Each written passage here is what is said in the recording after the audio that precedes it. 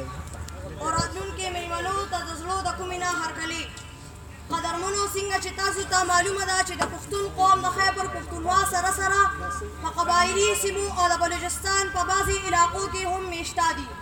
د دې نه علاوه د افغانستان په اکثر ولایتونو کې پښتانه د 5 کروړو نه د دنیا 1300 ملکونو چې کومو اجلاسونو کې تقریر دپاره د دنیا کمې 14 ژبې منتخب کړي دي دې پښتو هغې کې پښتو هم شامله ده.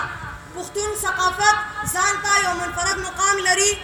مهنت، میلمه دوستي، نښه ویشتل، د اسلام سره مینه، غیرت، پښتو تیږه کېښودل، د یو بل سره غمخواري کول، د مشرانو قدر، ازادۍ او د ناموس حفاظت کول د پښتني ثقافت هغه ملغلرې دي چې د پښتو په تاج کې رڼا کوي.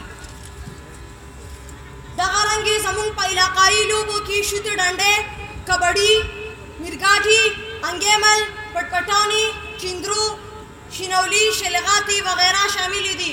خو له بده مرغه زموږ د لاپرواهۍ له کبله اوس د نیش برابر دي او موږ پښتانه په حیثیت قوم د دې ذمهوار یو چې موږ خپل کلتور په ځای ونه ساتلی شو.